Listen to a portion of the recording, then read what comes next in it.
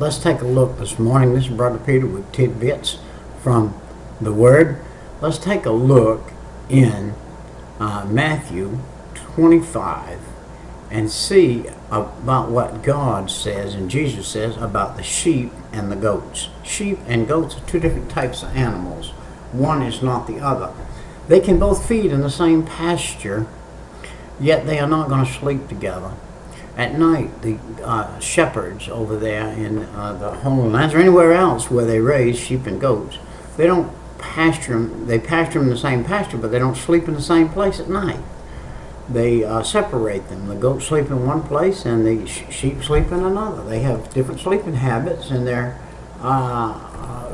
prone to not mix good at nighttime, so they separate them. Well, God talks about separating the sheep and the goats that have been in the same pasture. For instance, just like we are, you are, or other people are, we're in a parish or a building that we call a church building, usually a building with a steeple on it, and a group of people gather there, and they call it church. They call it going to church. So we go to church. But what do we go to church for? Do we go to see what's happening? Do we go to talk about people? Do we go to show ourselves how much money we got and the pretty car we got? We park in the parking lot and walk in with our thumbs under our arms and say, "Well, I'm here. You can start now." Or do we come in humbly? Are we interested in those around us who are poor, who are less than we are, who drive in with a car that needs a paint job? The tag falling off it, one headlight works and one doesn't, and do we walk by him with our head in the air, or do we think about, well, I wish I could buy that boy a decent car? There may be some of you listening right here today on this particular excerpt right here who absolutely positively have enough money so that at the end of the year, this is what kills me. A man says he's a Christian. He says, "I love God, I follow Jesus, and I'm a Christian." And at the end of the year, he has to get rid of a bunch of money so he doesn't have to pay tax on it, and he doesn't give it to the church. He doesn't put it through the church. He doesn't get out and use what God gave him, the excess that God gave him, to buy a poor man in the church a car. Just buy and give it to him. What would a $10,000 car bother some people who have to take $20,000 or $30,000 at the end of the year and find somewhere to hide it or somewhere to put it so they don't have to pay the tax to the government? Goodness gracious, how blind can we be? How blind can we be? We are totally blind today of what God wants us to do. And by the way, you can find yourself outside of the realm of God. You can sit in that church house throughout all the days of your life and find yourself a goat. Find out that you are really a goat. Wow, wouldn't that be wicked to come down to the end of life and find out you're a goat? I'm going to tell you something, my brothers and my sisters. You aren't taking nothing with you. Naked you came into this world, naked you're going to leave. Everybody in the Bible knew that. Job knew it, David knew it, Samuel knew it, Samson knew it. There wasn't anybody in the bigger echelon of people who had millions. And Solomon said, oh, I should have invested differently. I should have invested in differently in the preaching and the teaching of God rather than the wisdom of the world. Hezekiah had the wisdom of the world and didn't have the wisdom of God acting in his life. He had the wisdom of God in his brain. He wrote much of the wisdom of God down in the Bible, but he didn't have it in his action. Came down to the end of it saying, "Oh, that I had put that into action. Oh, what was there left to do but preach? If I had preached rather than what I did, if I had amassed souls for God, if I had built things for God, then it would have lasted. It wouldn't have all just poof, disappeared." Let's read some scripture here. We're carrying on. It said, when, boy, that's like the great big word but. And this word when, it means it's going to happen. When it happens, it's going to happen. And when it does, when the Son of Man shall come in his glory, and all the holy angels with him, then shall he sit upon the throne of his glory. And before him shall he gather all the nations, and he shall separate them one from another, as a shepherd divideth his sheep from the goats. And he shall set the sheep on his right hand, but the goats on his left hand. By the way, the Father of lights, the God of heaven that created the heavens and the earth, has his Son sitting on his right hand, and all, A-L-L, all, that's a little bitty three-letter word, all, that means what it says. One of the biggest words in the Bible, all things were put unto him. The Father gave him all things. And he said, there's a payment for those things, my son. You must go to the cross, shed your blood. You must go to the grave and rise again on the third day. There is a payment for this righteousness that I'm going to give people through you. There is a payment. And that payment is going to be that you shed your blood on the cross. And I'm going to tell you something. If you're going to serve Jesus Christ and the God of heaven, there is a payment. And that payment is being active. Being active in what God calls you to do. We just read the story over here of the talents. And those that did not use them, he said, were not his. He said, if you're mine, you'll be using these talents. And if you're not mine, you won't be using these talents. I'm my Father's son. Nothing could ever change that. Not a thing. I'm always going to be my Father's son. And I carry his name. And nothing can change that. You could change it on paper, but that wouldn't change the fact that I will carry his name. And I am carrying his last name. And this is what Jesus said. Are you carrying my name or not? If you are, respect it. If you are, do what you're supposed to do. If you bury your talent in the ground, you are saying, I'm not really in. I hadn't really committed.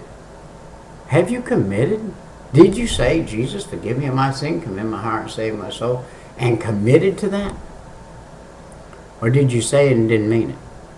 Just let it run off your back and you do anything you want. You can drink, sleep around, do whatever you want. And that's a problem today. That we have people that believe they committed and they're not committed. If you committed to your job like you've committed to Jesus, would they work you another day? Would they keep you on the job?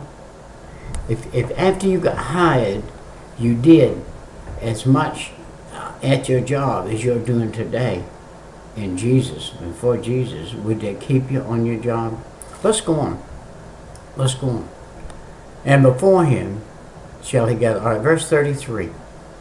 And they shall set the sheep on the right. And all right, then shall the king say unto them in his right hand, Come, ye blessed of my Father, inherit the kingdom prepared for you from the foundation of the world. For I was hungry, and you gave me meat. I was thirsty, and you gave me drink. I was a stranger, and you took me in. Naked, and you clothed me. I was sick, and you visited me. I was in prison, and you came unto me. Then shall the righteous answer him, saying, Lord, when saw we thee hungry, and fed thee, or thirsty, and gave thee drink? When saw we thee a stranger, and took thee in, or naked, and clothed thee? Who saw, or when saw we thee sick, or in prison, and came unto thee? And the king shall answer, and say unto them, Verily I say unto you, insomuch, that is a pretty good sized word, with a great big meaning. Insomuch as you have done it unto the least of these, my brethren, ye have done it unto me. Wow. You have done it unto me, at the least of these. The least. Have you gone out? Have you gone out and spoke to anybody today, yesterday? Have you at least took a tract out of your pocket and said, sir, if you died right now, would you go to heaven? Whew. Have you done something a little bit further? Took a dollar bill out of your wallet and put it in here? And that little old girl that works at McDonald's or Burger King over there, struggling, getting paid every 2 weeks. The only time they use her is when they absolutely need her through a rush time, and then tell her she can go sit in the corner or go home or do whatever she can do. She can't afford to go home. I tell you, these big corporate people one day will pay for the way they treat employees. They will pay one day for the way they treat employees. That's enough of that. I'm going to get way off on a tangent. Verse 41. It said, Then shall he say unto them on his left hand, Depart from me, ye cursed, unto everlasting fire, prepared for the devil and his angels. For I was hungry, and you gave me no meat. I was thirsty, and you gave me no drink. I was a stranger, and you took me not in, naked, and you clothed me not, sick, and in prison, and you visited me not. Then shall also answer him and say, saying, Lord, when saw we thee and hungry, or athirst, or a stranger, or naked, or sick, or in prison, and did not minister unto thee? Then shall he answer them, saying, Verily I say unto you, insomuch as ye did it not to one of these, the least of these, ye did it not to me. And these shall go away into everlasting punishment, but the righteous into life eternal. Wow.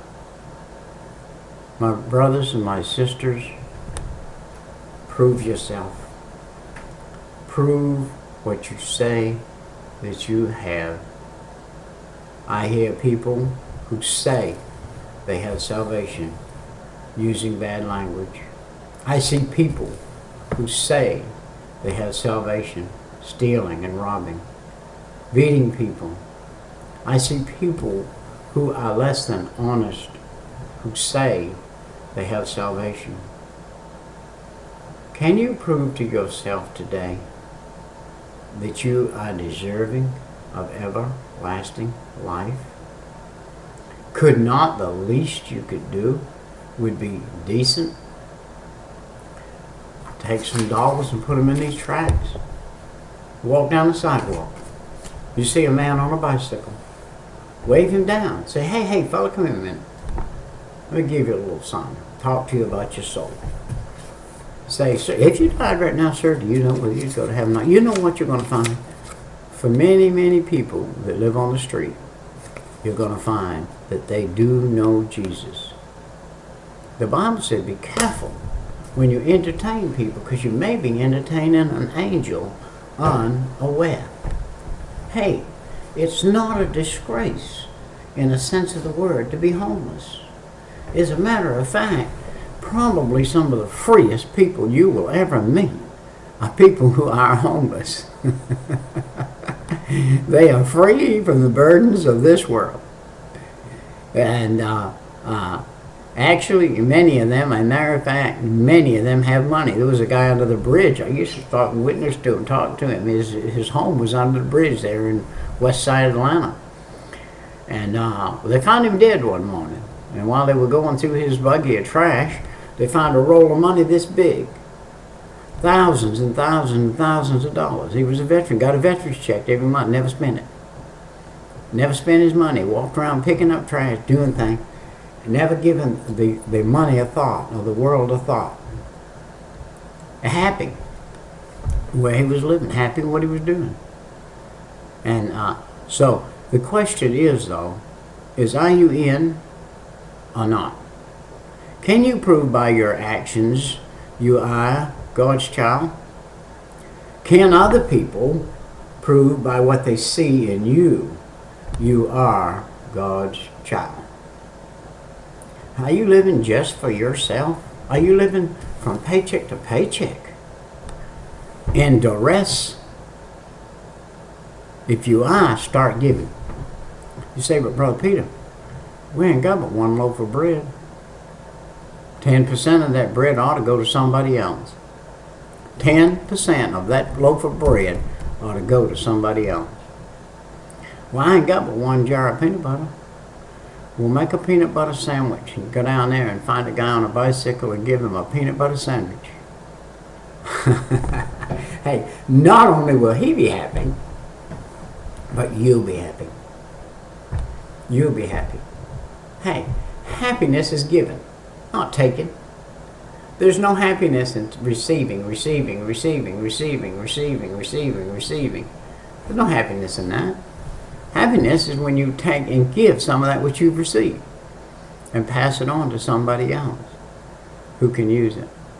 Well, my time has come and gone. I've done the same thing as I've done lately, and that's run over my time period. And so I must go. I'll see you next time, Brother Peter, with tidbits from the Word.